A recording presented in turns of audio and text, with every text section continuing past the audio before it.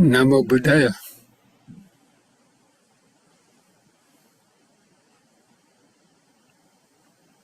I'm getting set Namo up on Buddhaya YouTube Sangha. Live right now.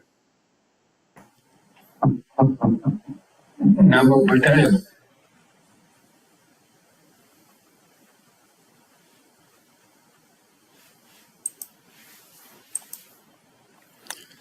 Okay, friends, so it's 9 o'clock, 7 o'clock.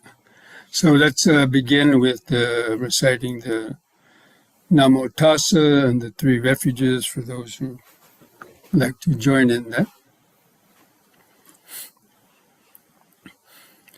Namo Tassa Bhagavato Arahato Samma Sambuddhassa. Namo Tassa Bhagavato Arahato Samma Sambuddhassa.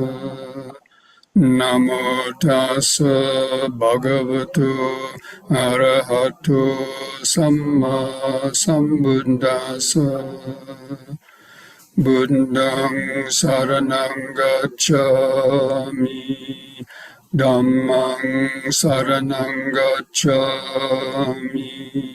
Sanghang Saranang Gacchami. Dutiyampi Buddhang Saranang Gacchami. Dutiyampi Dhammang Saranang Gacchami. Dutiyampi Sanghang Saranang Gacchami. Tatiyampi Buddhang Saranang Gacchami. Tatiyampi Dhammang Saranang Gacchami. Tatiyampi Sanghang Saranang Gacchami.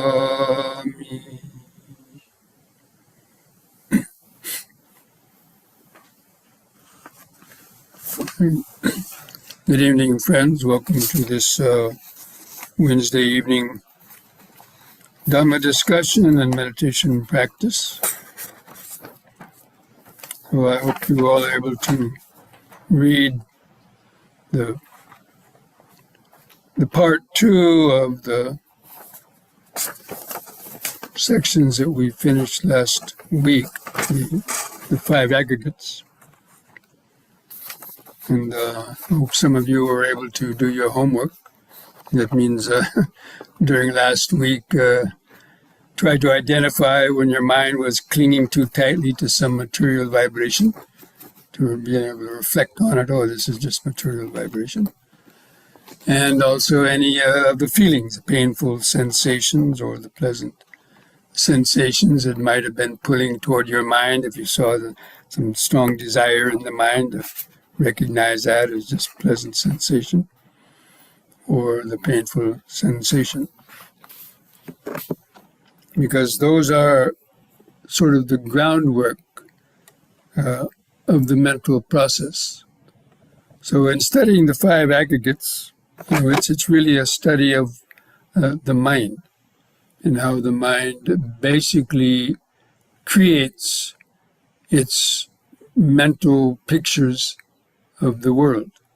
And we'll get more into that with this section that we're going to discuss tonight. But just as a review for maybe some of you who were not here last week, these 5 aggregates really are the whole focus of the practice of the Dhamma, to learn how to understand them and to control their wild fluctuations and their negative actions that are directed by our mind that keep us locked in the web of karma and they keep on repeating our habits. So the whole practice of meditation, observing precepts, all the steps of the Eightfold Path, right understanding, and right speech, right action, right livelihood, right effort, right mindfulness and concentration are all directed at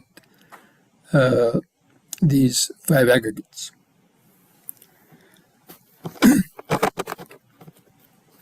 So the first aggregate of material forms, basically, it's anything that we can see, hear, taste, smell, touch, coming through the five senses.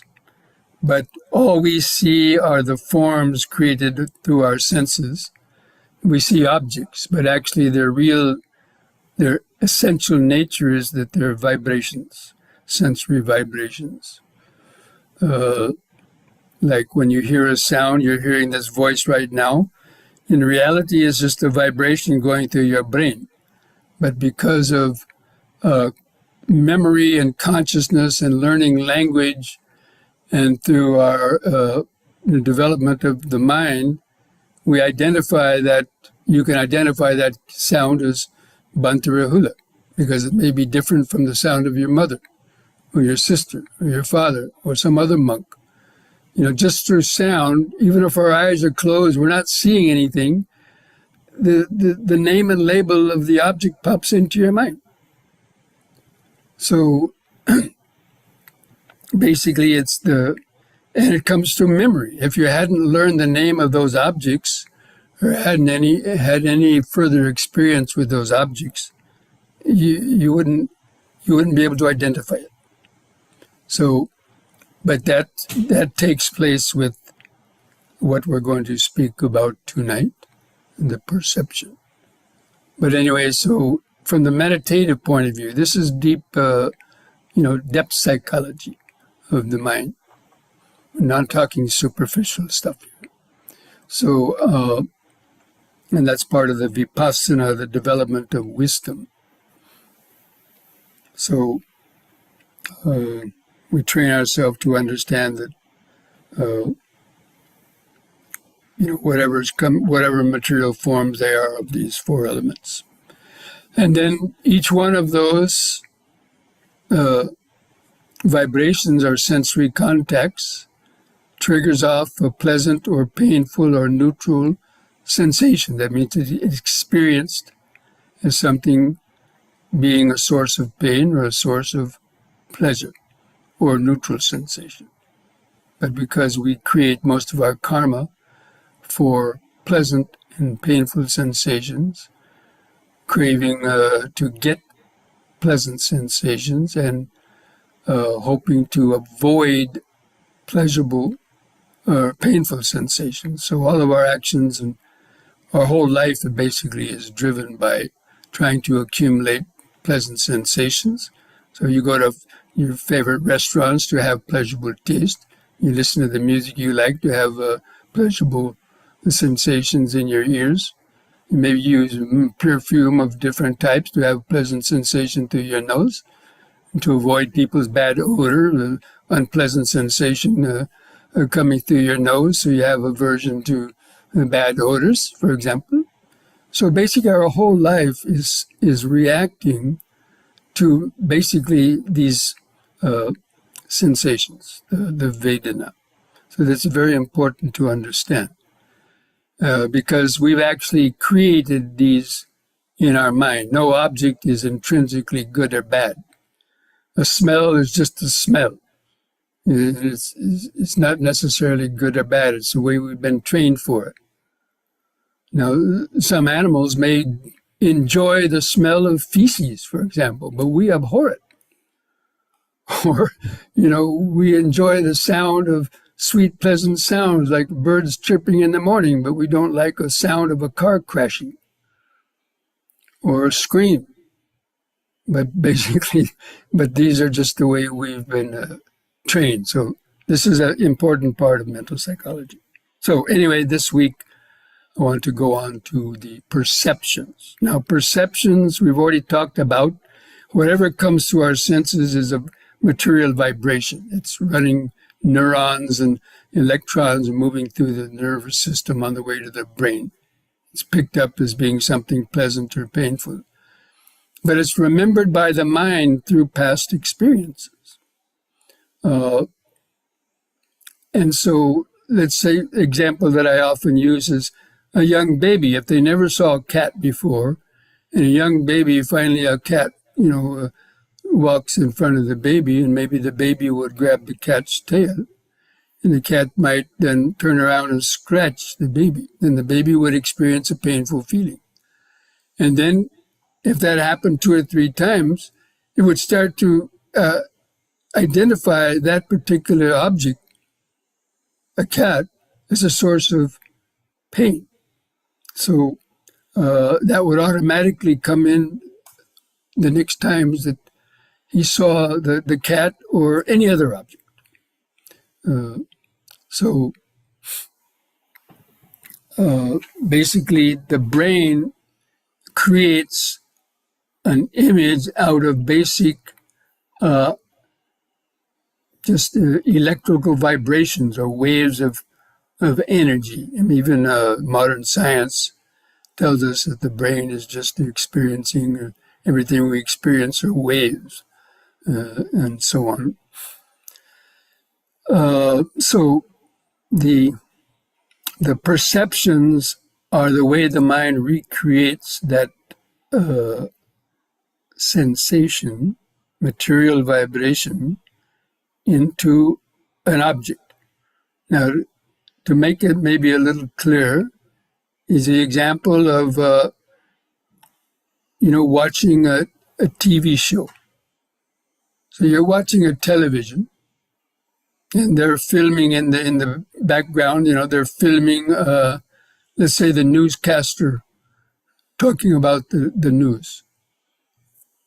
So this film, so they may actually be videotaping a person there, but when it goes through the cables or it's broadcasted through the airwaves, you don't see that newscaster as a body floating through the air or being squeezed through the cable to come into your living room or computer, do you?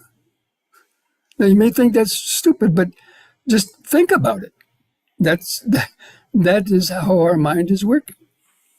So, when you're looking at this image right now, all you're seeing are colored waves in a certain density and proportions that you've experienced many times before, or even just one time, and it has a name, Bhante Rahula. So whenever you see it again, the mind is recreating that. Or the Buddha statue, or the lion, or the Bodhi tree, any object. These are the perceptions. So perceptions are just mentally created objects, but they appear, to be solid and real objects. And again, they are kind of like in real life, but we're talking about how the mind is experiencing the world, not how the world is, how our mind experiences the world. That's what's important. It doesn't matter what the world is, who created it, how it was created, but how is our mind recreating it through habits and through the way we've learned. That's the most important part of the Buddhist teaching. Otherwise, you wouldn't be able to change the world at all. Because the world is a projection of our mental process and the way that we've learned and trained ourselves. The whole crux of the Buddhist teaching is about that. And that's why, the suffering is the whole focus, how the mind creates our suffering in the world through not understanding its reality and the reality of the world. So the perception is the transition, is what creates objects out of basic vibrations, to kind of keep it simple. And if you can remember that analogy of the video camera, next time you take a video, go out and take a video tomorrow of something around your house. And then watch it again on your cell phone. Now, you're not seeing that object, right? You're seeing just vibrations through the circuits, or recreating those dots and dashes and pixels, which are just basically wavelengths, through the circuits of the cell phone, are recreating this image. And you think, oh, look at that set. Now, so it does have a reality in the external world, but again, it's how our mind creates, because these perceptions can be distorted. They can be distorted. So anyway, that's the perception is really how illusion is created. What is the meaning of illusion, or the Maya? The world is mind-made. And just like in the Dhammapada, all phenomena come from the mind. Mind is their master, mind is their maker. If one acts or speaks with an impure, corrupted mind, an ignorant mind, then suffering follows. As the cartwheel follows the foot of the ox. In the same way, if one acts or speaks with a pure mind, that with wisdom, and living according to the in harmony with reality, then happiness will come. Or another famous statement of the Buddha was that the world, the arising of the world, the ceasing of the world, and the way leading to the ceasing of the world is right within this 5 or 6 foot long body with its sense organs, memory, and consciousness. So this is the meaning of these statements. I mean, most people have heard these statements before, but they scratch their head and, they don't really understand the deeper meaning of it or the import of it. So in the insight meditation, in Vipassana meditation, that's how the Buddha has us train our minds into understanding these 5 aggregates, and how through clinging to the illusions that these things are sort of existing by themselves, that we become attached to them. And we think that they're the source of our pleasure or the source of our pain, when actually it's the clinging and attachment in the mind that's the real source of our, pain and problems, and even the clinging to the ego that we will talk about shortly. Okay, so based on these perceptions, and normally, again, every perception is identified with a feeling. So the perceptions that bring us pleasure, we have greed for those. We have desire for those. And that's why we going around buying things and all these other things to appease our senses, the gratification of pleasure. And we try to avoid the painful ones.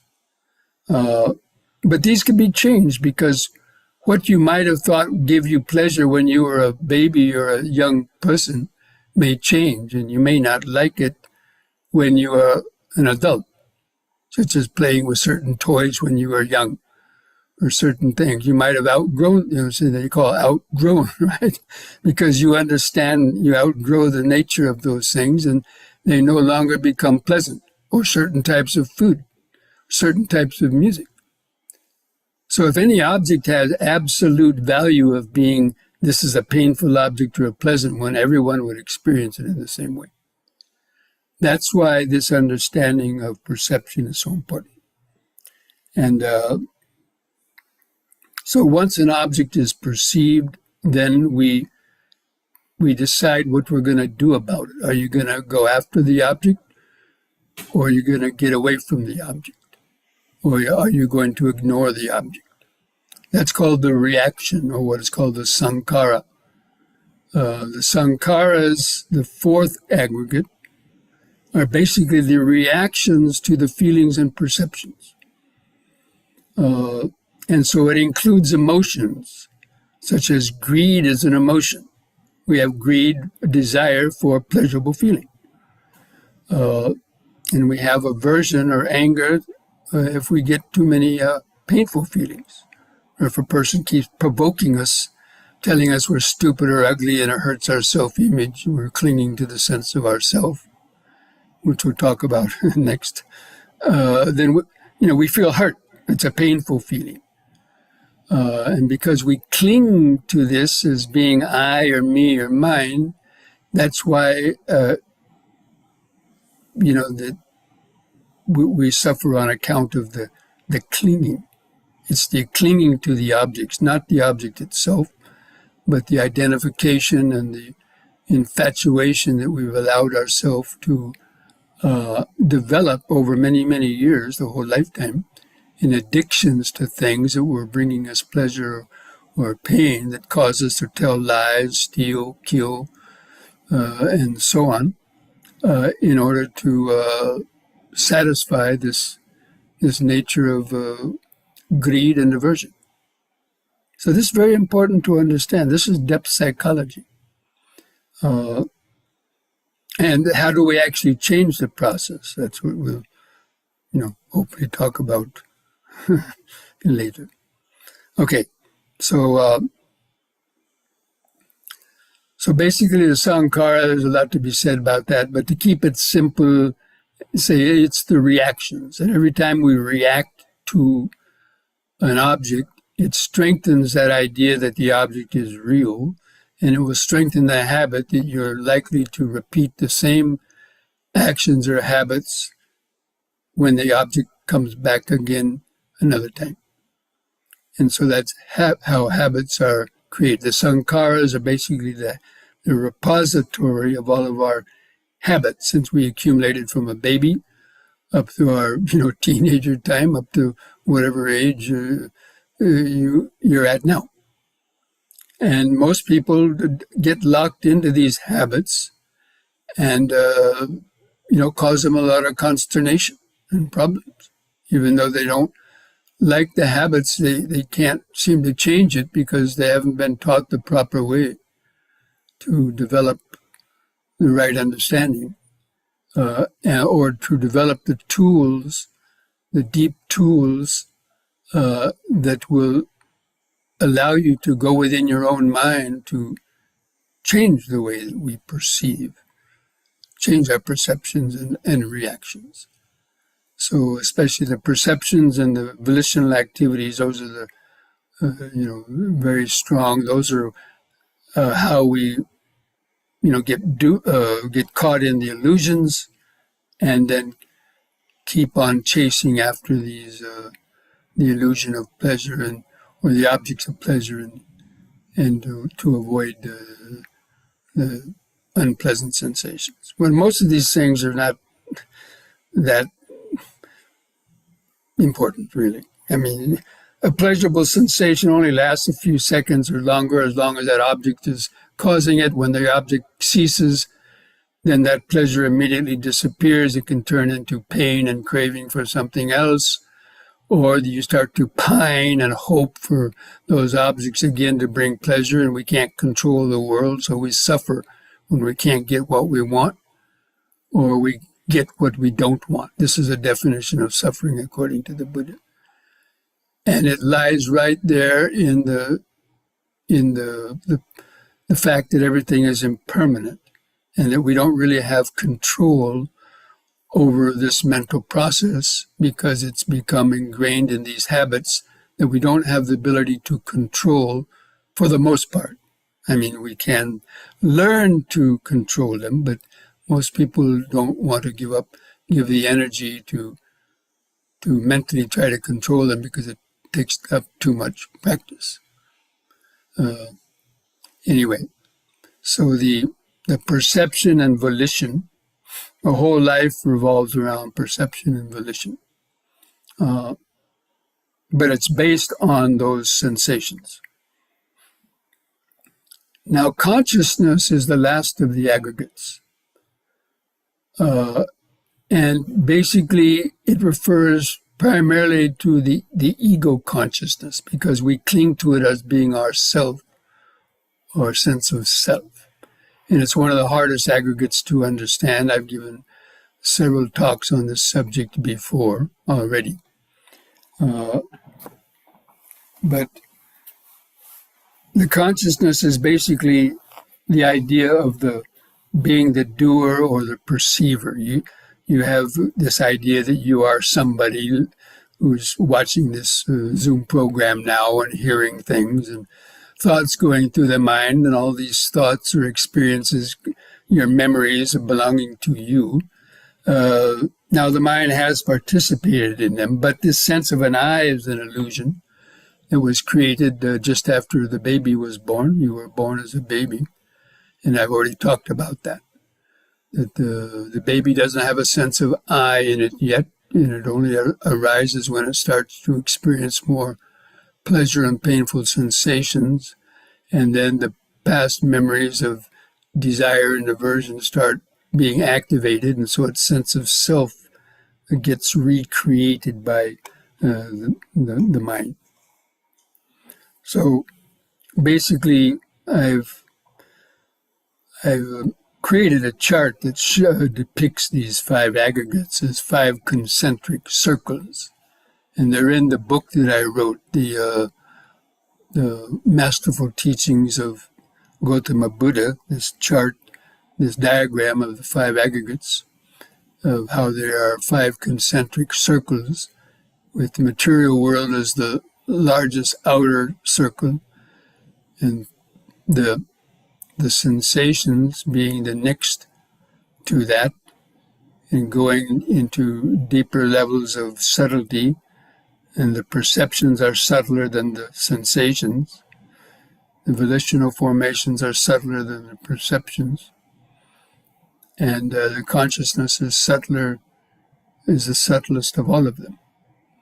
But the consciousness is sort of like the bubble that contains the material vibrations, the sensations, the perceptions, and the volitional activities are the objects of the consciousness. Because you can observe your thoughts. You can say, oh, anger is arising now. You can kind of watch the anger. You can feel how your teeth are gnashing or your muscles are tightening up.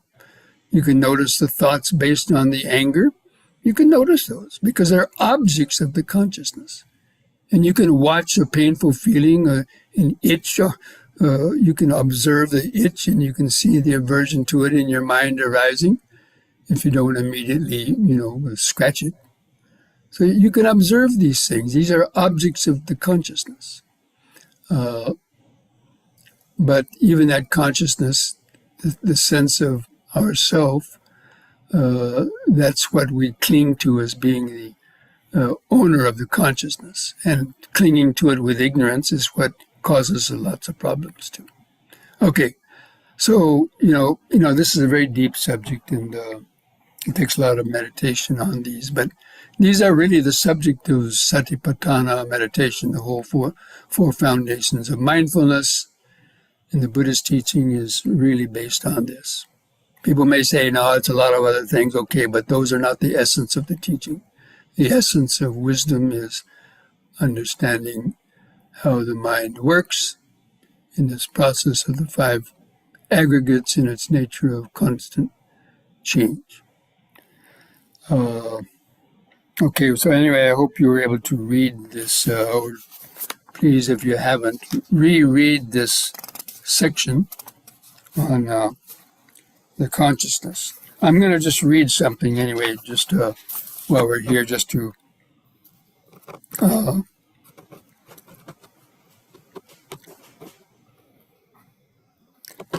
5th aggregate of consciousness.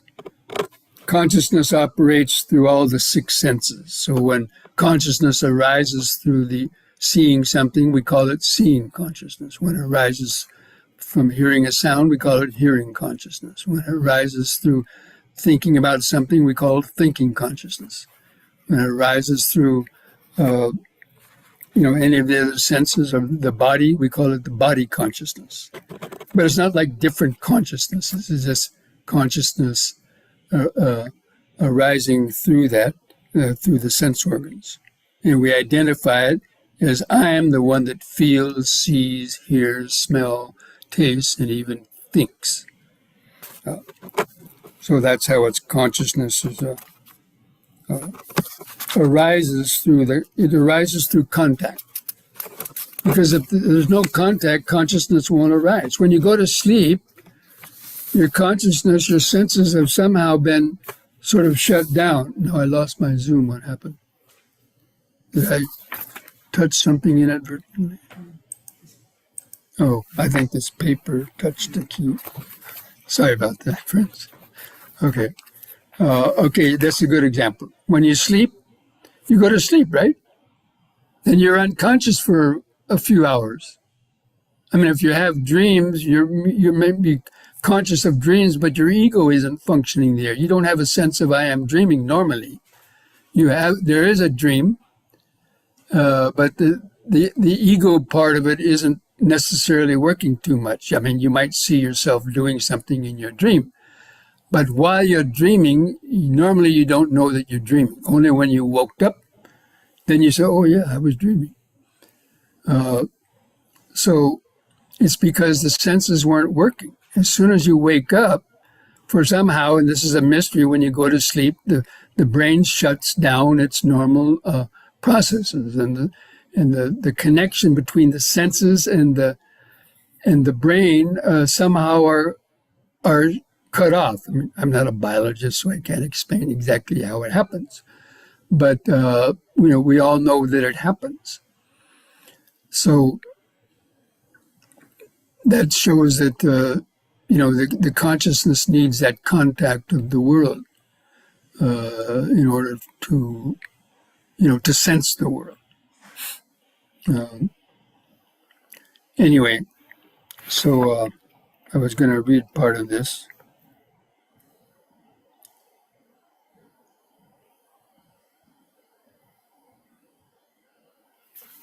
These are questions from a king asking an arhat a question about the mind and perception back after the time of the Buddha, in the questions of King Milinda. And so this king was asking this arhat a question.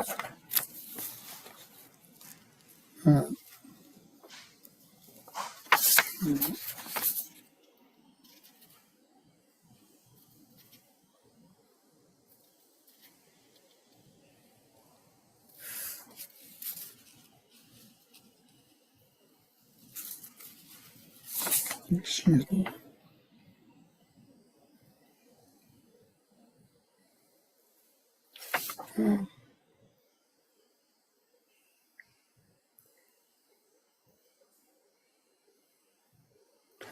Anyway, I can't find that part right at the moment.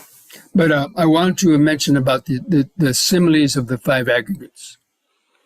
So the Buddha has described the material aggregate. That means the material vibrations of the world, what we experience through the senses.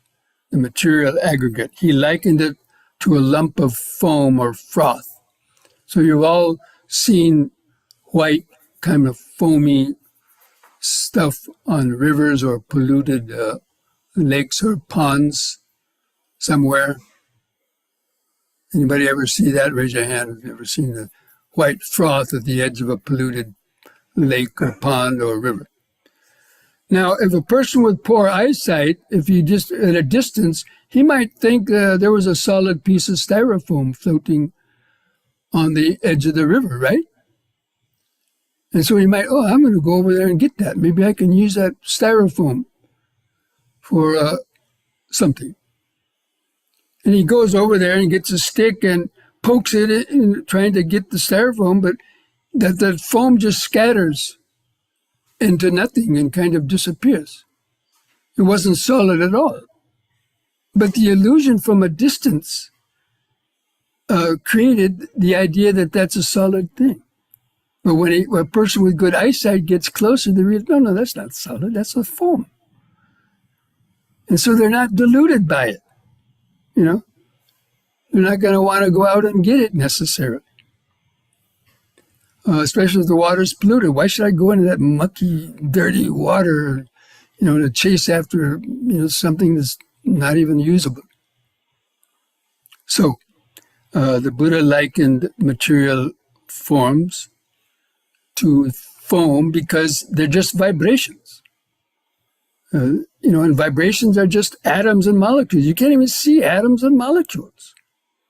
But that's what make up these vibrations. The cellular vibrations. Anyway, okay. So the feelings aggregate are Uh,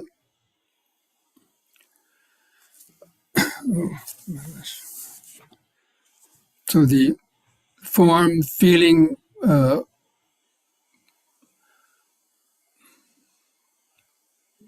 feelings aggregate. Oh my gosh. Yeah, like, thank you. Like water bubbles. Okay. So you all have an aquarium at home. You've seen fish aquariums, or maybe even at the lake when fish are breathing, or a scuba diver. Bubbles are coming up to the surface. Now, if you're inside of an aquarium, the bubble looks like it's something real going up, right? If you don't believe me, go to the aquarium next week and look. So you're down under the water. So you see these bubbles going up to the surface. But then then you go up to the surface and say, I want to catch that bubble. And then when it gets to the surface, it bursts into nothing. Right? I mean, if you have a different experience, let me know. Shake your head. The bubble disappears because it was empty. So the same way, all these feelings of pleasurable feelings, painful feelings, they have the nature of being a water bubble. Yeah, when we don't understand them, they look like they're big bag boogeyman. And, I have to have that sense desire. I have to have that object. Or that's going to kill me, that pain, that itch is going to kill me. I got to get rid of it. You see? The mind creates these reactions. But then when you observe it and you train yourself to just observe it, okay, unpleasant feeling, and you don't react to it, within 2 or 3 seconds, it's going to disappear because it's only there as long as the object is there. So anyway, we train ourselves to see all these different painful and pleasant sensations as water bubbles, that they appear to be real, but when we observe them with clear eyesight, or when we give them a few seconds, we see how they just disappear because they're only there as long as the stimulus is causing it. When the stimulus causes it, those particular sensations will change and disappear. They morph into something else, but still, we know that then even the self that's experiencing them is an illusion too. Okay, so feelings are like water bubbles. Then perceptions, what we just talked about, perceptions are like a mirage.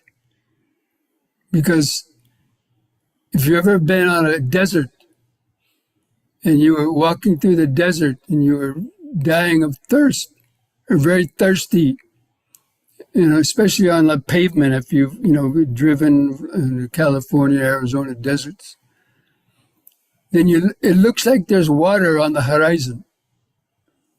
And you think, there's water up there. And so you keep driving, hoping you're going to reach the water, but you never reach it because it's like a mirage. So in the same way, these perceptions created through the vibrations, the way our mind perceives things, it's similar to a mirage. It appears to be real, but again, this is basically, it's created in the mind. And these perceptions can change. In fact, I was just walking in the forest near the meditation center here yesterday with a couple of friends. And we were walking by a stream, and there was a rope. There was a rope in the water. And I think somebody thought, is that a snake? And I looked at it closer, or maybe even I initially thought it was a snake. No. But it looked like a snake if you were kind of far away from it. When you got closer, it's just a rope. So that's the way our mind creates these illusions. And so, we can hallucinate and think that something is, other than it is. So that's why the Buddha likened perceptions to a mirage. Because our perceptions can be faulty. Like you get used to thinking certain objects are bad, so when you perceive it, immediately you think it's bad. Like I give the famous story of that I didn't like avocados when I was a young boy. And I used to suffer when I had to eat them with dinner. And I truly thought they were, disgusting to taste. And I suffered a lot from that. But later I changed my perception of it. And now I love avocados. After I heard the Buddhist teaching, I said, look, I'm going to test this Dhamma. I'm going to see if I can change my attitude toward these perceptions.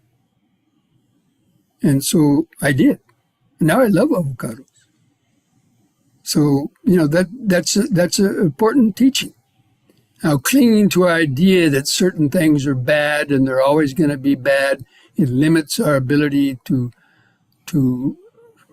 be free in the world because we're scared of our perceptions of, oh, those people are bad, they're evil, they're this or that, or these objects, and you're afraid to go outside because of your perceptions. Afraid of the dark, afraid of snakes, afraid of this and that and the other thing. All these are just created in our mind. But we cling to them as real and they limit us. So that's the important thing to understand about perceptions. And then the volitional formations this includes emotions, our emotional reactions. You see something and you start crying, or you get all happy, and or you get sad, you become confused. The whole gamut of perceptions, basically. And our reactions to things, these are likened to a banana tree trunk. Have you ever seen what a banana tree trunk looks like? Or an onion? That might be more a common experience for most of you. An onion, it looks solid on the outside. You start peeling away the sheaves of the onion, and you realize that it doesn't have a solid inner core. It's just, a hollow thing, a little thing inside. Once you strip away all the outside paper-thin sheaves of the onion, or other types of things, and even the banana tree trunk has a hollow core. But we think it's something solid. So the same way, all these volitional activities, the way we think, act, speak, do, emotions, all these are just conditioned. They've been programmed into us through the way we've been brought up as a child, what we've learned in the various schools, our conditioning, all these habits that we've learned. Not all of them are bad, of course. There are some good ones, but a lot of the bad ones, especially that keep you keep breaking the precepts and getting in trouble with the law of karma. Those are the ones that really the Dhamma deals with. To understand, it deals with the things that are the delusions that are causing us suffering. And knowing that we can change these delusions, if we really want to, but only through the practice of meditation generally. So these volitional formations, basically it's the habits.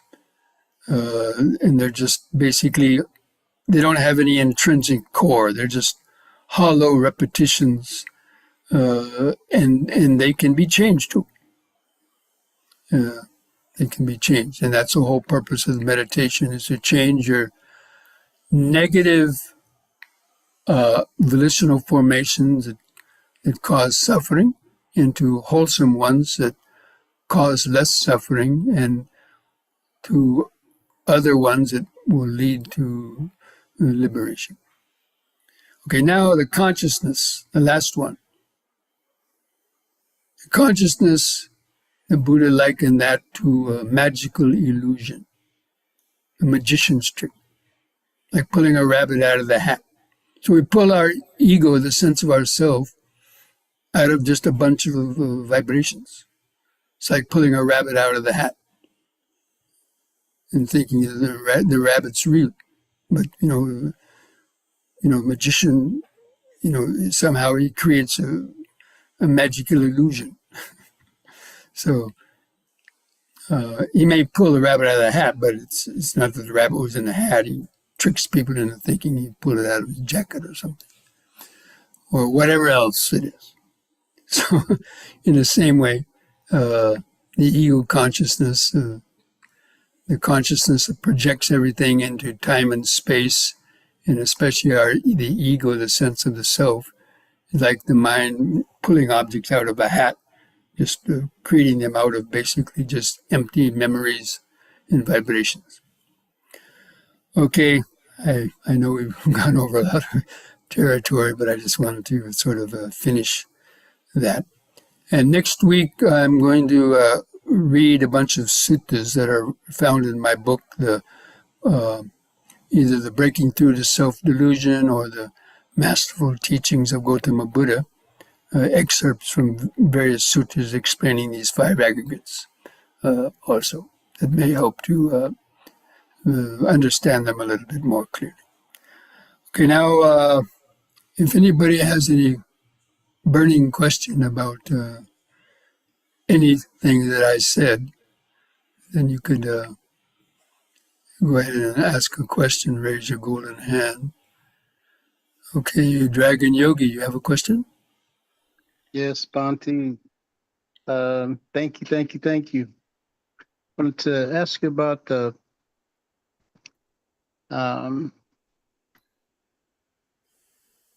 relationship between the aggregates.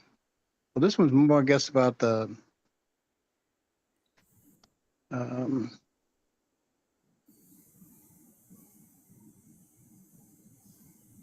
are we the consciousness or the senses, hearing, seeing, smelling, tasting, touching, and how they're related. It's just consciousness operating through those sense bases. Mm-hmm. I don't know. An example comes to mind clearly. It's you have something, you could have water, and you could pour it into one vessel, pour it into another vessel, and the consciousness takes the shape of whatever, the water takes the shape of whatever container you're pouring it into. So our consciousness goes through the nose, we call it smelling consciousness. If it goes through the eyes, it's seeing consciousness. If it goes through the body, it's body consciousness. It's not the different consciousnesses. It's just the way we sense it. It's, consciousness is a very complex and mysterious thing. It's infinite in its unformed nature, but when it comes through the senses and comes through conditioning and ignorance, it's become individualized. Okay. And that happens through the nature of it that we were talking about, this clinging to the 5 aggregate process. Okay. All right. That also how we work with our identity or self. Yes, because we remember whatever we remember of ourself, it's from the past. Mm-hmm. Or what we're hoping for the future. You remember when you were a little boy, you went to this school or that school. You got this present when you were 12 years old for your birthday, mm-hmm. or whatever. You had this experience. Somebody beat you or whatever. Mm-hmm. So you're identifying all these memories, which are just sankharas, with me. Mm-hmm. Okay. And you project them into the future. I want these things in the future too. Okay. So that's how clinging to the past and the future is actually what perpetuates the sense of self too. Aggregates are powerful. It's very powerful, yes. Gratitude. Okay, Kim, you have a question? Yes, Bhante, kind of. I've been listening to some talks by Ajahn Amaro, and I'm not sure who he's quoting, but he talks about that we are perceivers and conceivers of the world. And it really sounds like it ties in with what you're saying. Yes. Yeah, perception and conception is the mental process of turning vibrations into objects and then conceptualizing what they're about, their history, how they're used, what they're good for, this and that. All the concepts that we create based on the perception. But yes, they're talking about the same thing. There's different ways that it can be, explained, and different people will kind of emphasize, some different aspects of it. Bhante, does perception, we have a sight perception, all the senses have perception, right? The senses don't have perception. The perception comes from the brain, but that information is coming through the auditory nerve for sound, and each of the senses have nerves that are connected to the brain, and that stimulate these centers in the brain: visual center, auditory. All the parts of the brain have centers for perception. Okay. And these vibrations going through those nerves stimulate to the brain, and it creates these mental images or ideas of smell, taste. Yeah. Okay. Sorry, thank you. Okay, one more question. Geraldine, you have a golden hand up. Well, Bhante, thank you for the explanation of what I get. So what I wanted to, how do I lower my voice? So how could you explain, because Bhante, you mentioned that the world is not essentially good or bad, right? It's our perception that leads to our conclusion that something is good or bad. But the thing is, for example, let's say, snakes or scorpions or insects that are poisonous, or people that are really evil or bad, right? Like just as we will avoid poisonous animals or poisonous insects, do we also avoid, when we practice the noble path, do we also avoid people or vibrations that you think are not wholesome, or people that are not wholesome? Yes. Yeah. That's why the ability to distinguish between unwholesome actions that bring pain and wholesome actions that bring less pain and more happiness, that's what the Dhamma is focused on. But right. if we don't identify them, we won't be able to let go of them. Right. So because of that, then the mind would also then tend to think that, oh, because this is unwholesome, therefore it's bad, and then this is wholesome, therefore it's good, and then the mind would then lean towards goodness and avoid the bad things. It's pleasure and pain rather than goodness or bad. It's pleasure and pain. Yeah. So it becomes very hazy between wanting to lean towards pleasure because it is wholesome, and denying Not all pleasure pain. is wholesome, because we can abuse pleasurable feelings too. So not all pleasure is wholesome, but we are always searching for pleasure, and we have to distinguish what kind of pleasurable feelings are going to cause you suffering.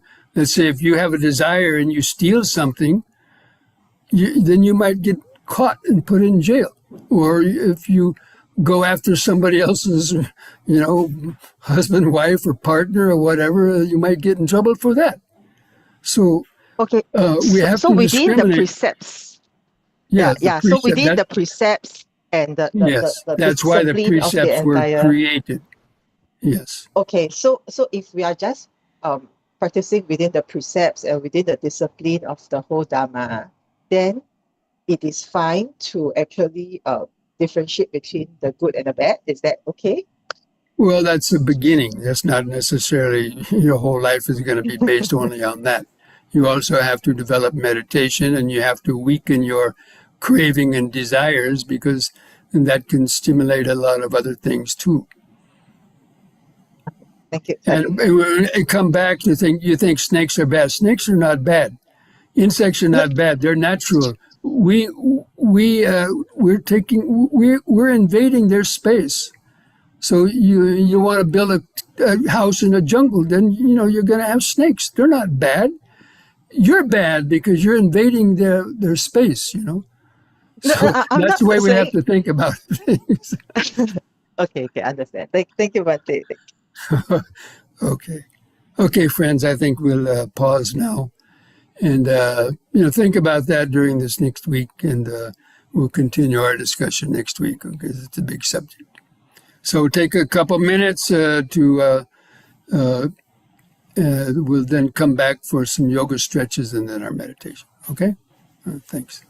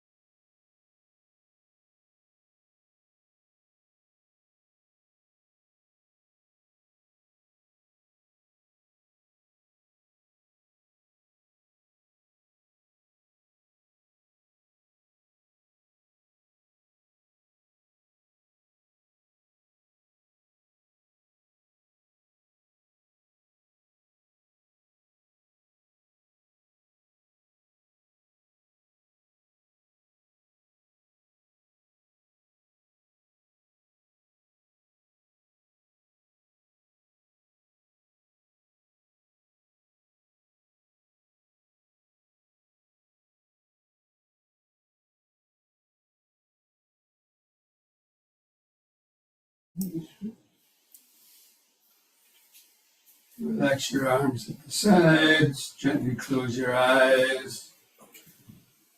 First of all, just feel your feet pressing the floor. From that point down the eyes, try to feel the outline of the body and feet pressing the floor, the arms at the sides, clothing touching your skin. Feel your head balanced on top.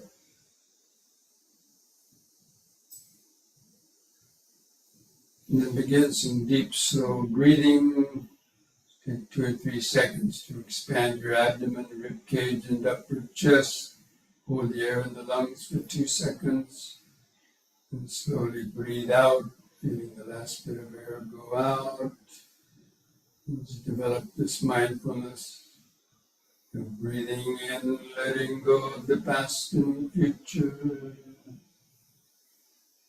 Breathing out, standing here and now. Breathing in, letting go of the past and future. Breathing out, standing here and now. Breathing in, feeling the whole body.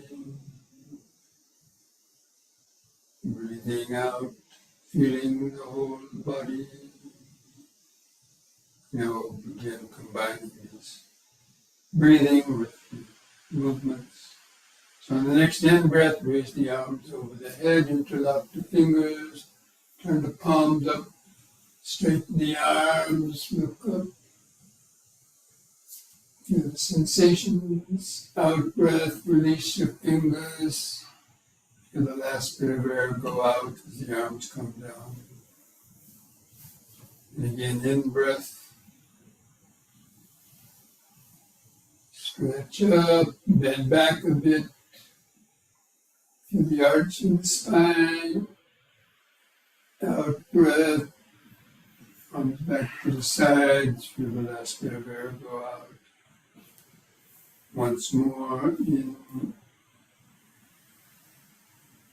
Stretch up, bend back a little more. Feel the sensation.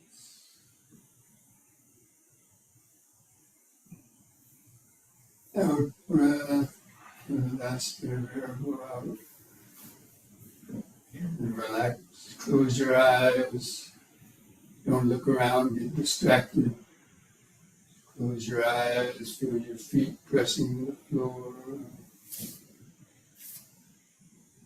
Try to feel the increased body sensations due to the breathing and exercise. Especially in your hands or fingers.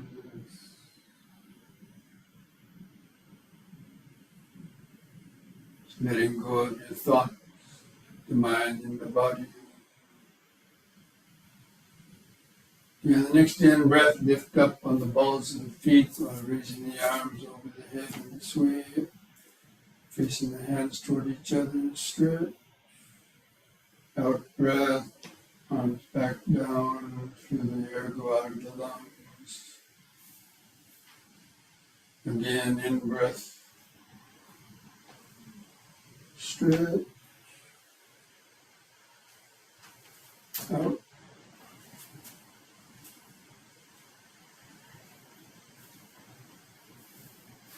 In.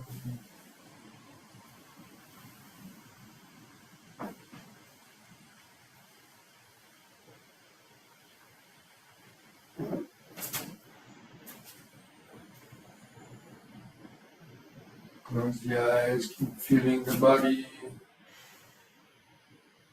feet pressing the floor, arms and hands at the sides, clothing touching the skin, your head balanced on top, feel your eyes in the sockets,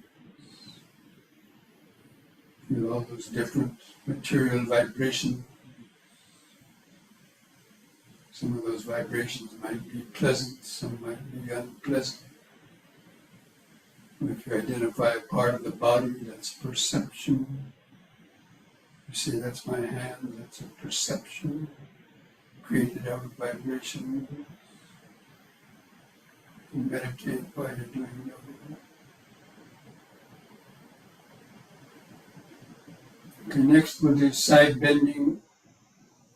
On the in-breath, use both arms up. Your fingers and arms straight, close to your head. On the out-breath, bend over your right side. In-breath, lift up. And the other side, out-breath.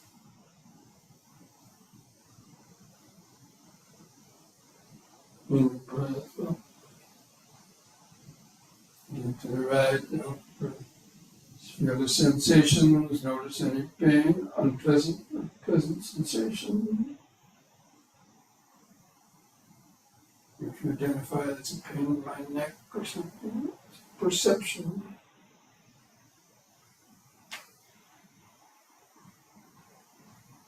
Once more to each side.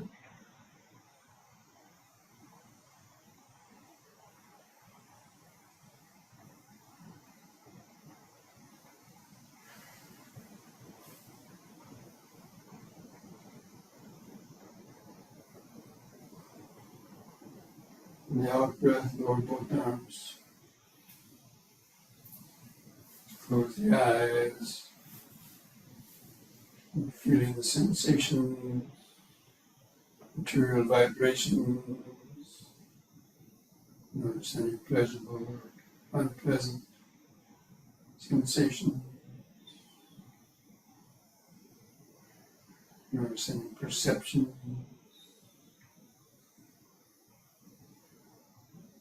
Created out of vibration.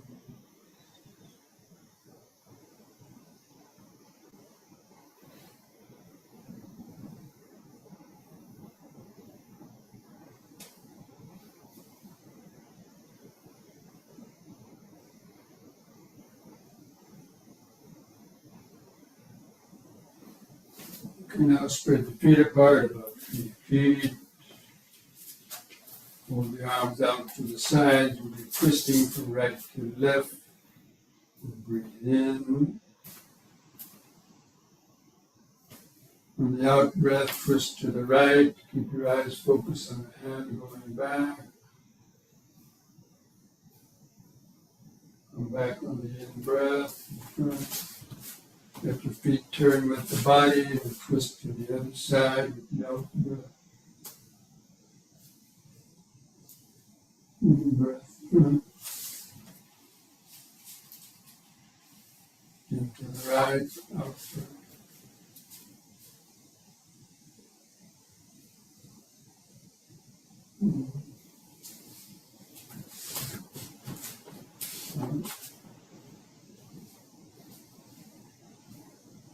Once more to each side.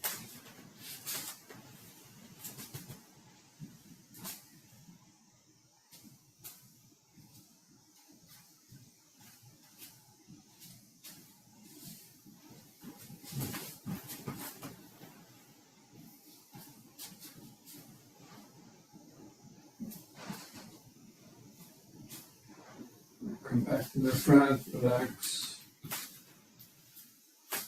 Don't let the mind wander. Feel the sensations in the shoulders. Feel the increased heartbeat.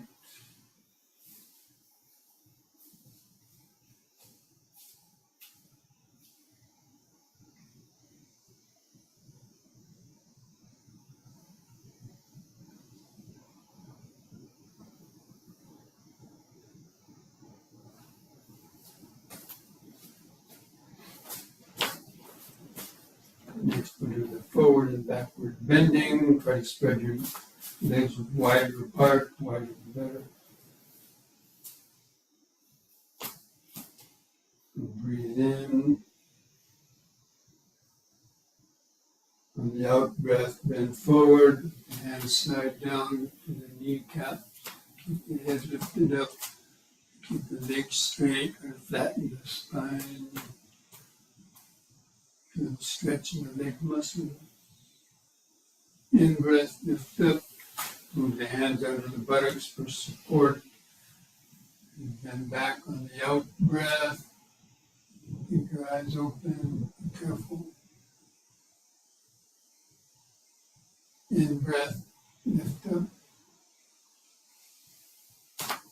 On the next out breath, bend forward. Let your hands come down below your knees. A little more, feel that extra stretch in the back of the legs.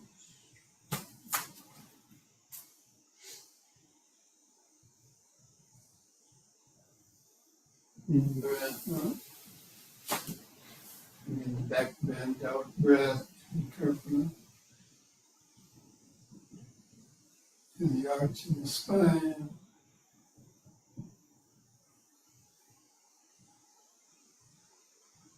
In breath, lift up. On the third time, let the hands come down further towards your feet.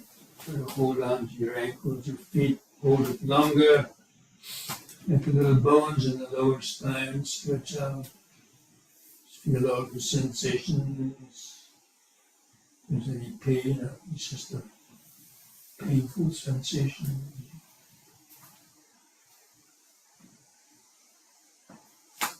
When your muscles are tight, doesn't mean something's wrong.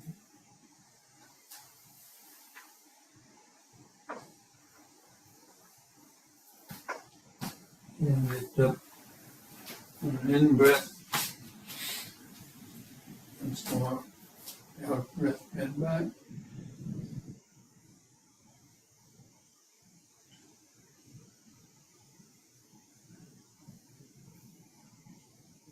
In breath, lift up. On the out breath, relax the arms and shoulders at the side. Feel all the sensations. Each foot pressing the floor, hands touching the side, clothing touching the skin, head balanced on top. All those different bodily or material vibrations giving rise to perceptions. Oh, that's my head, that's my hands, that's my feet. Those are just mental thoughts created out of vibration. Try to understand it.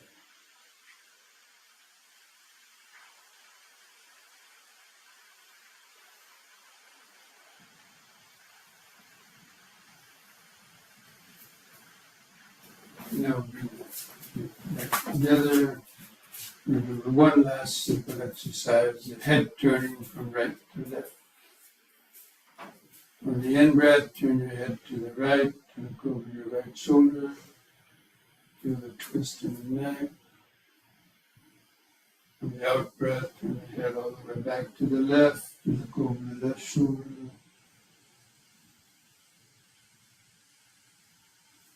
In breath, back to the right, concentrate into the neck vertebrae, imagine releasing, feeling releasing out. Out breath left.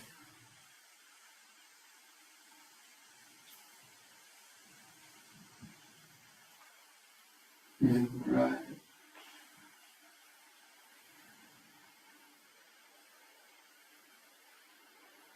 Out left.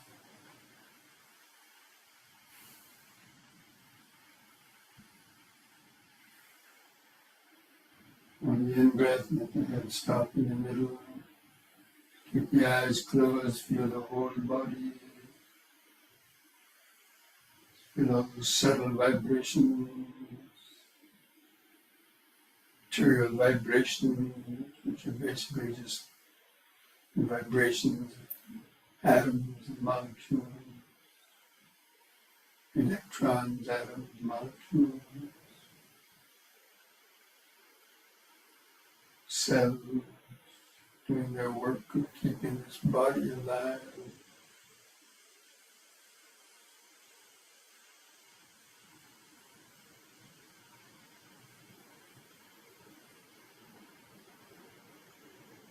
You know, this feeling of a body is just a memory in the mind. How you learn to feel it since you were a baby. And then finally,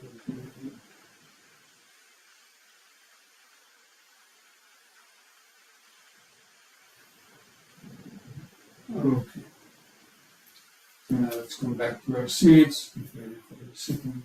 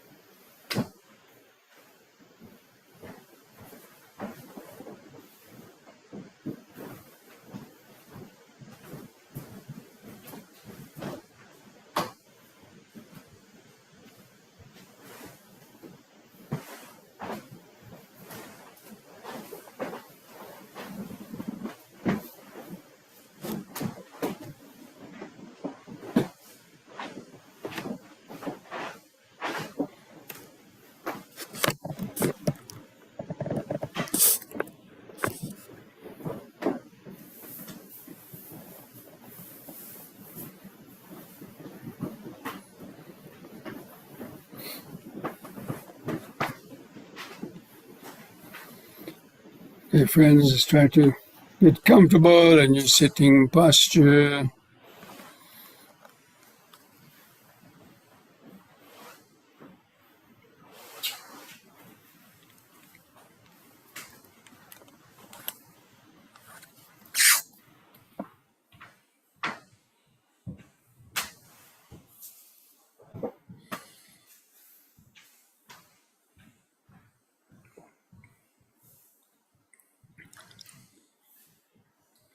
Try to align the back of your head and spine in a straight line.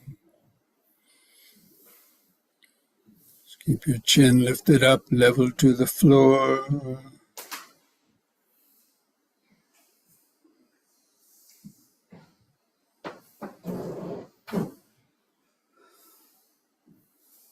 Gently close your eyes. Feel your eyes resting in the socket. Feel your head balanced on top of the neck.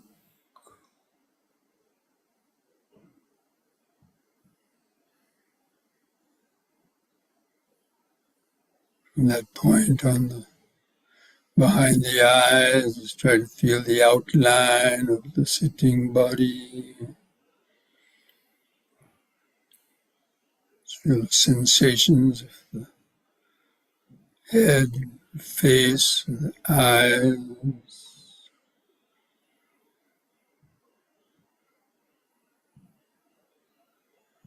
And moving the attention down through the body. Relax your shoulders. Feel the sensations touching the skin of the shoulder.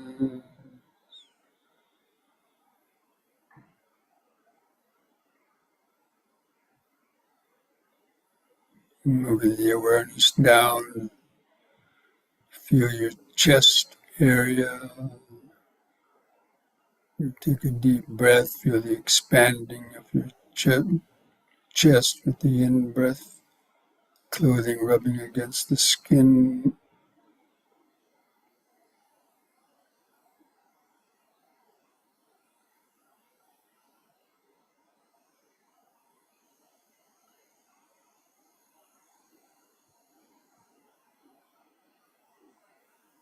And moving the attention downwards, feel your hands and fingers touching together, or where they touch your body.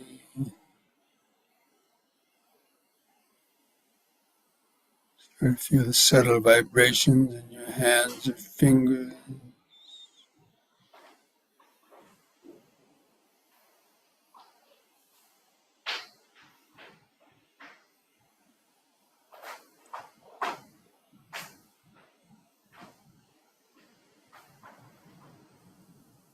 Now feel where the buttocks press the seat. Feel that earth vibration, that solid contact.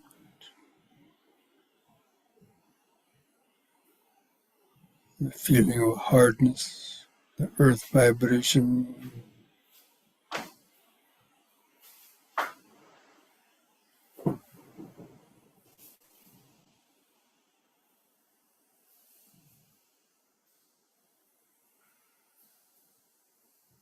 And feel the way your knees are bent and the feet tucked underneath.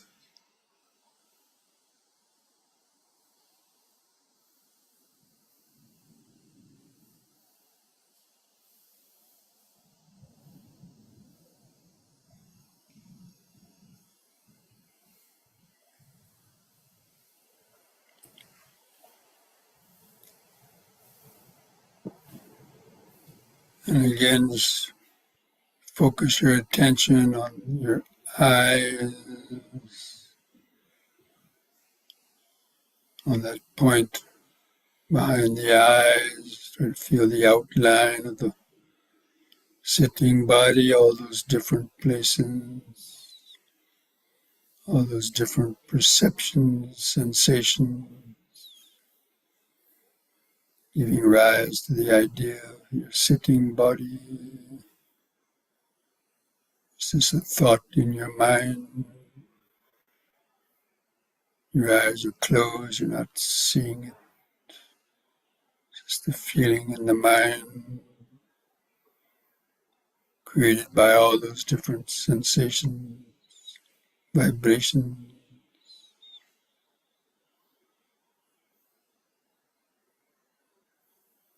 And memory.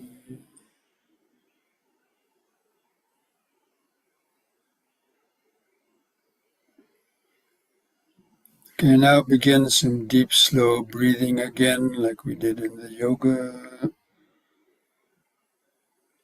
to feel the more dynamic expanding and contracting of the breathing process.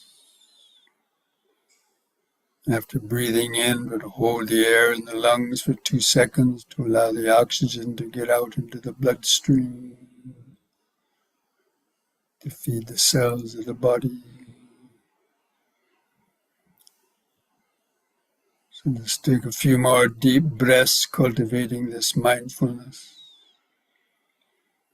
of breathing in, letting go of the past and future. Hold the breath a second.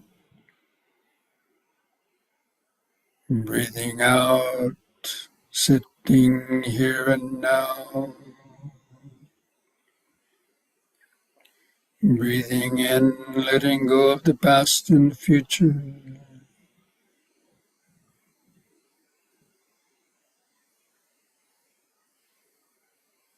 Breathing out, sitting here and now.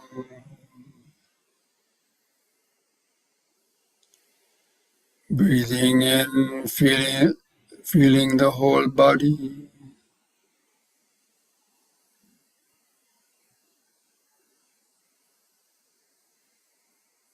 Breathing out, feeling the whole body.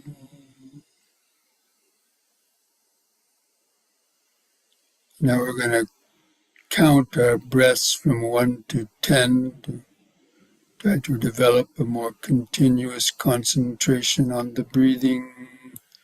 I'll do the counting for you. Just try to follow that with your breathing and concentration. So with the next expanding in breath, mentally count to 1. Hold the air in for a second. With the contracting out breath, also count to 1. Feel the last bit of air go out. The next in breath, 2.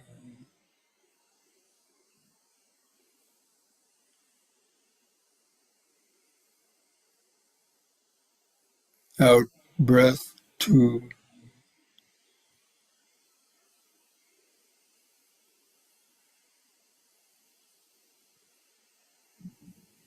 In 3.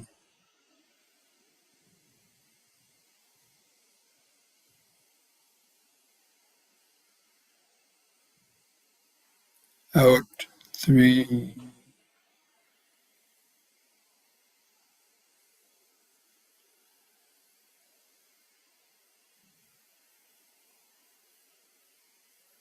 In 4.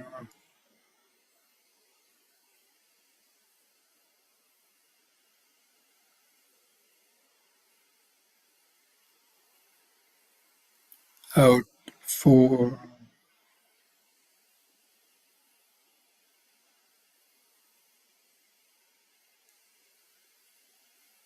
In 5.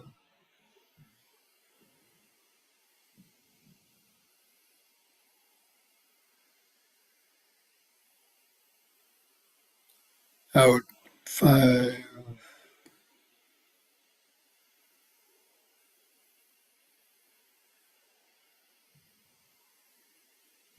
In 6.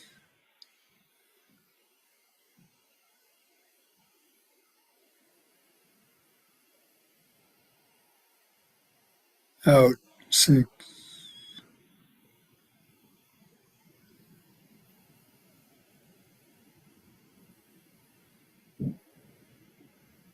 in 7,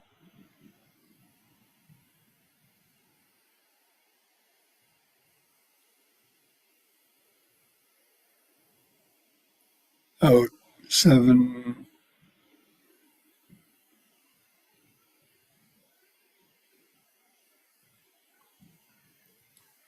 in 8,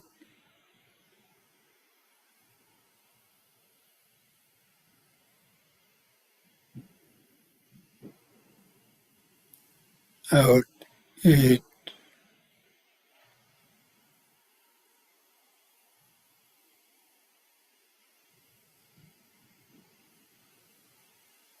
in 9,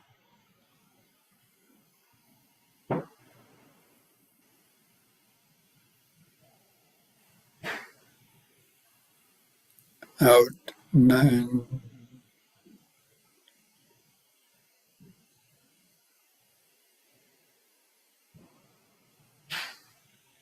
in 10,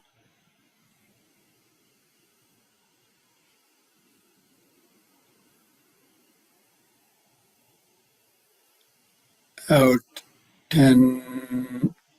Now as the breath goes out, don't deliberately try to breathe in again. Just let the breath relax. Try to feel a longer pause. And just let the breath come back in on its own.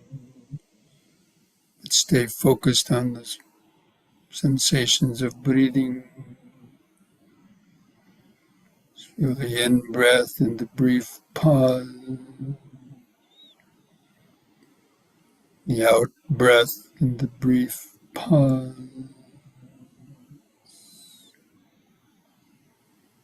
Just making that the primary focus of your concentrated awareness. Especially try to feel the 4 phases of each breath cycle. The expanding in-breath and the brief pause. The contracting out-breath and the brief pause. Try to feel the sensations of the clothing rubbing against the skin of your stomach, rib cage, or chest as it expands and contracts. That's how you know that you're breathing.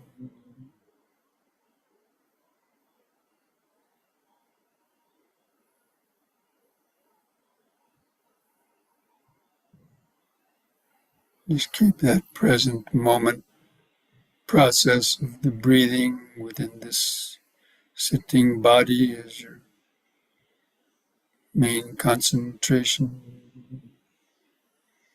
You can use these mental reminders to help stay focused, remembering.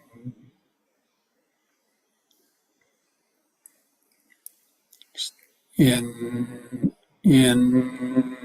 sitting,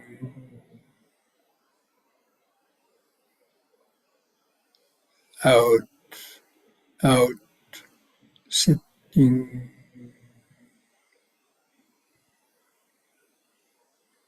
in, sitting,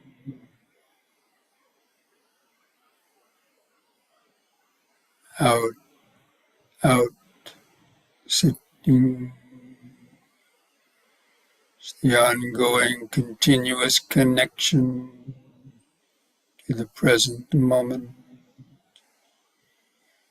This breathing body is the natural connection to the present moment awareness. If we lose that attention to the breathing, connection to the present moment, and the mind easily either goes to sleep or gets carried away in thoughts of the past or future, desires, aversions, worries, fears.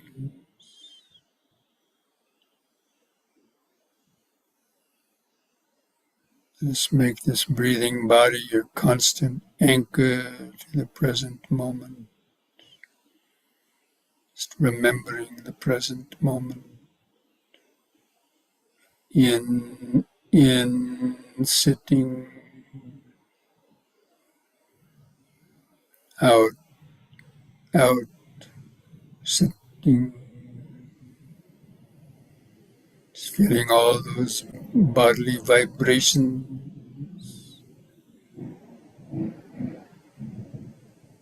Breathing as the air vibration.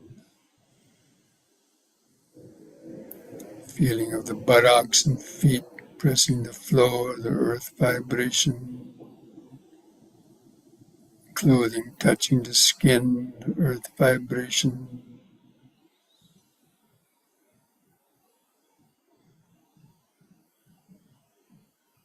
Being alert for the sensations generated by the vibration. Itchy sensations, aches or pain, or some pleasant sensation.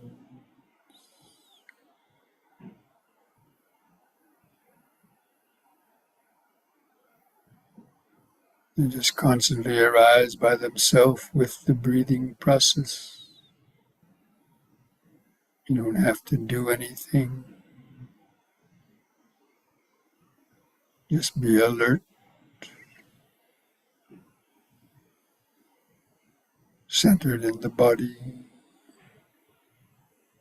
letting go of your thought.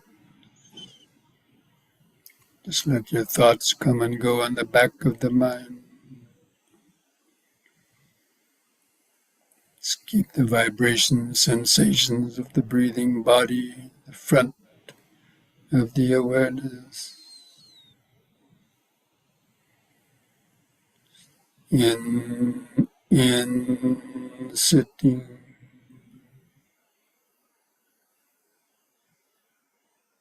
Out, out, sitting. Breath by breath, moment by moment.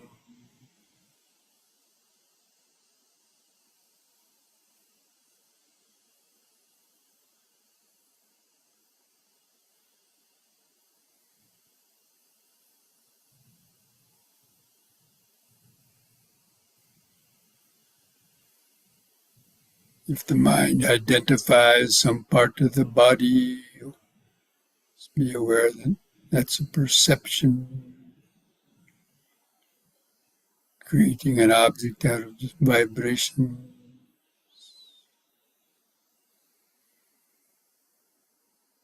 Or the thoughts in your mind is just thinking. It's the aggregate of accumulated thoughts and memory, reaction.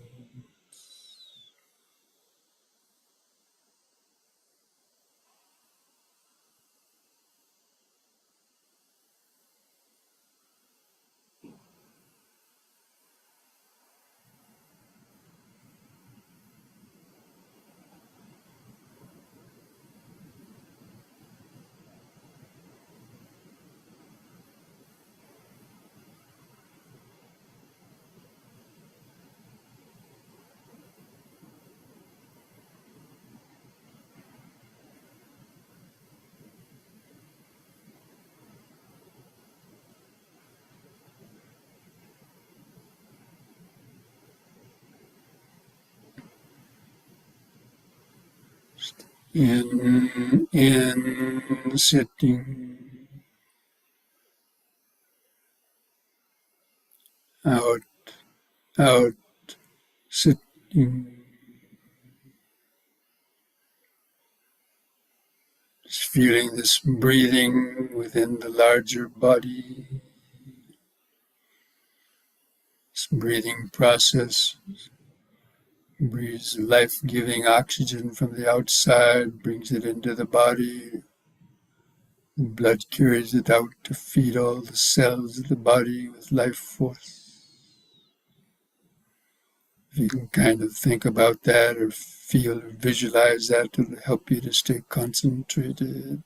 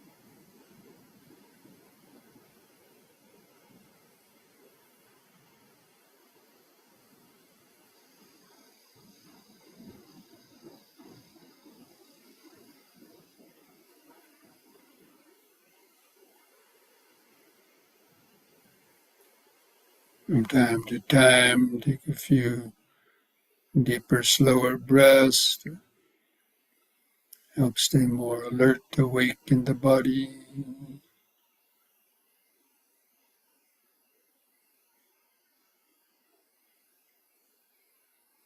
In, sitting, out, out, sitting. All these five aggregates continually coming and going. Material vibration, sensations generated by the material vibration,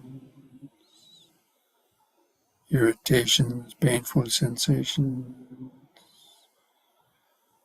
the mental identifications or memory of the vibration. This is my head, my arms, my hand, my body, my breathing. These are all perceptions created out of those vibrations.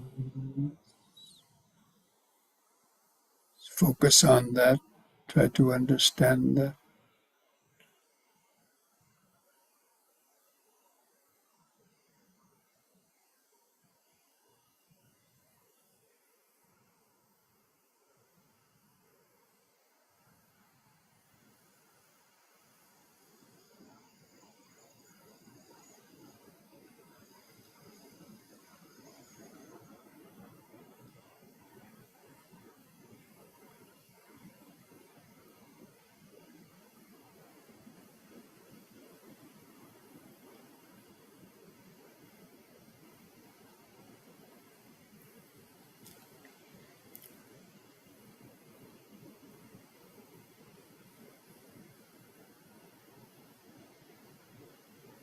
Even in feeling of yourself, any thoughts of I, me, or mine arise.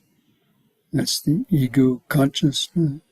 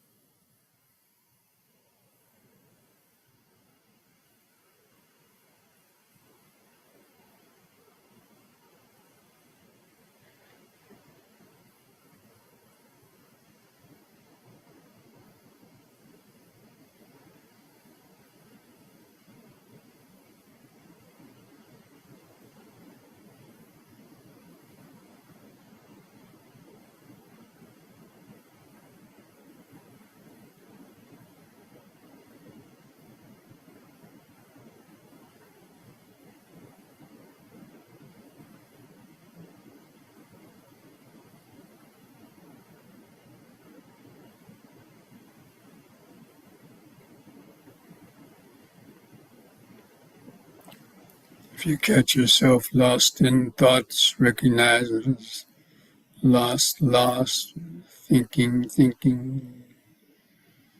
Gently let go of the thoughts. Take a deep, slow breath. Bring the mind back into the body. Back to in, sitting. Out, out, sitting. Breath by breath, moment by moment.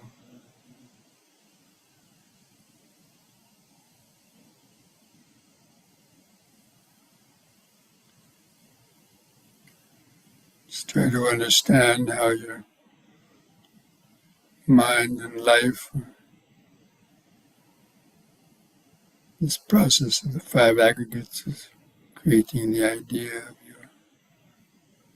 yourself in this world.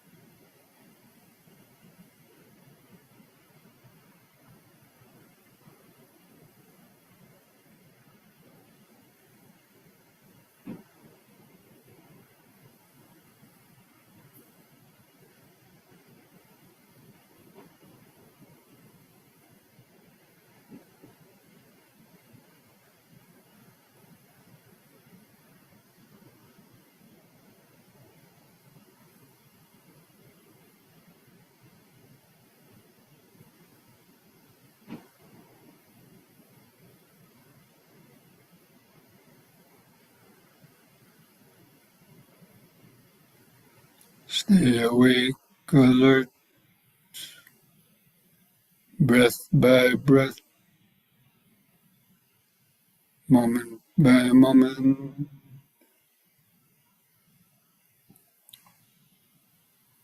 Come back and take a few deep, slow breaths. Stay centered, awake in the body. Feeling the material vibration,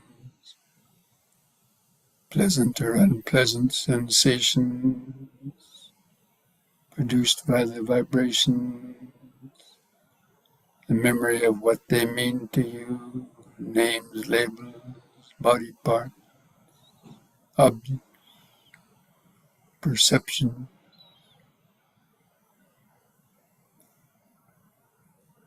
or the thoughts related to that, memories, emotions, either mental reaction,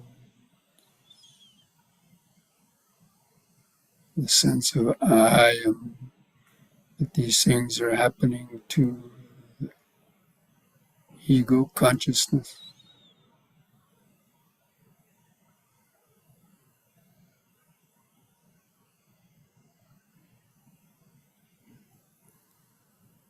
How they're just constantly changing,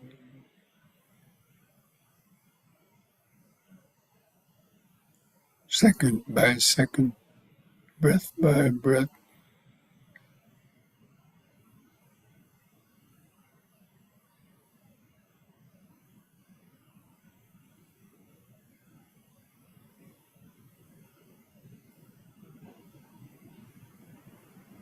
Try to understand how the ego consciousness is like a magical illusion.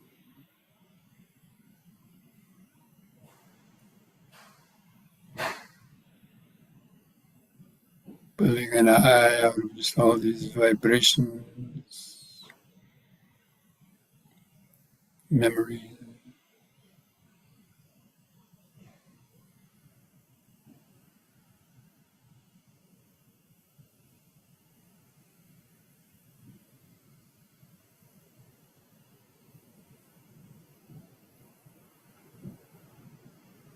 That's the vipassana awareness, the development of insight and wisdom.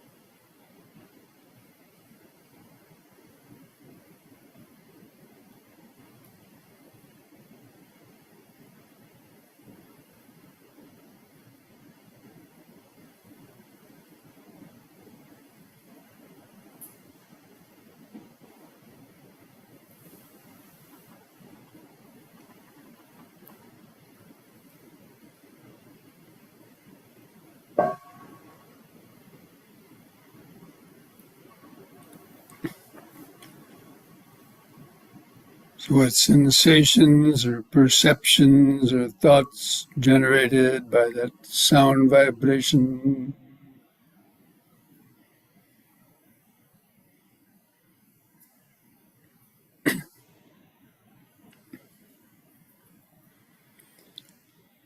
Sambe sankhara anicchati yada panyaya pasati atanabindati dukhi Yesamago Visuddhiya.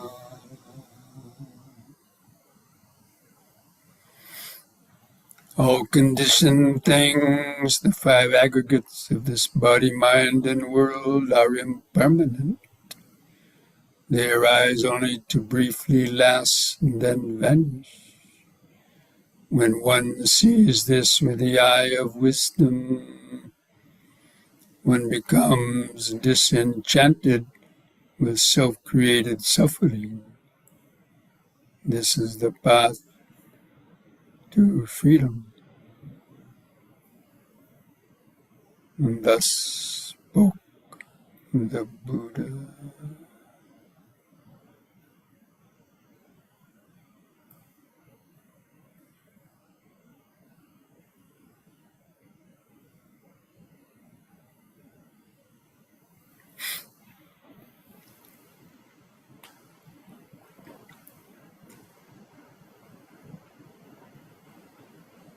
Now, friends, just mindfully place your hands at the edge of your knees. Slowly come out of the meditation. Take one more deep breath as you breathe in. Stretch your head back. Pull the hands against your knees to arch your spine. Feel the sensation. Lift the head up on an in-breath. On the out-breath, press the chin to the little notch at the top of the chest to stretch the neck vertebrae.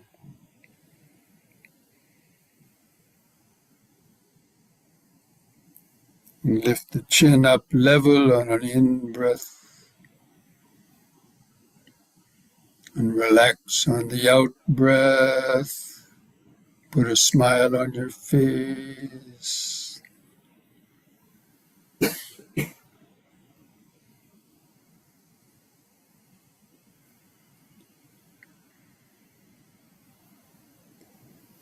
Okay, friends. So this brings our evening Dhamma discussion and meditation to an end. And especially remember that this weekend, of course, it's the 4th of July weekend, and there'll be lots of celebrations and other things going on. So it's really good to be able to keep your mindfulness and your understanding with you, not to get unnecessarily caught into any unwholesome thoughts or actions. And also contemplate the real meaning of Independence Day. 4th of July is meaning Independence Day, right? Well, there's different meanings of that, but from the Dhamma point of view, it's not being free from the bondage of British, of course, that was the original meaning, right? Being free of being in the bonds of the British, but from the Dhamma point of view, independence, becoming independent from greed, hatred, and delusion, or gaining independence, freedom from your negative habits, your bad habits, or habits that just keep your mind going around and in circles like a cat chasing its tail, and so on, and being independent of the ego making you do things that you don't really want to do. So that's the whole teaching of the Buddha is about, getting independence, being truly independent. That means from the ego and all of its conditioning, doing, really doing what you want to do when you want to do it, and not being chained or imprisoned to, your negative thoughts or other things. To be able to be free, to practice the Dhamma the way you like. Anyway, all these things you could, just reflect on them on this Independence Day weekend. Okay?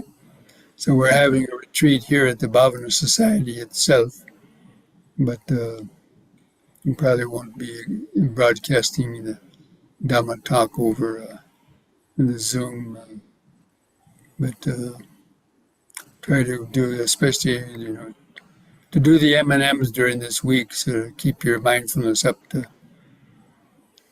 snuff, so to speak, so you don't get caught red-handed, thinking you're doing something you regret later on. Okay, Thank you, Bhante. so we'll see you Bhante, again next week. Okay, Bhante, sadhu, sadhu, Thank you, sadhu. Bhante. next You're week, welcome. Bhante. Thank you, Bhante. Thank you, Bhante. Bye. Remember, mindfulness Sadhu. today keeps dukkha away. Thank you again. Namo Buddhaya. Namo Buddhaya. Namo Buddhaya, Bhante Sangha. Safe weekend. You too. It's wonderful to be back, Bhante. It's Marcy. I've been out, but wonderful. Good night, Well, everyone. it's wonderful to have you back.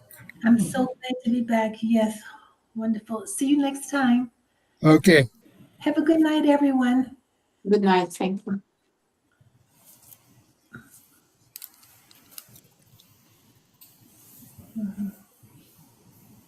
Where's that? You're still on. Yeah, I thought I ended this.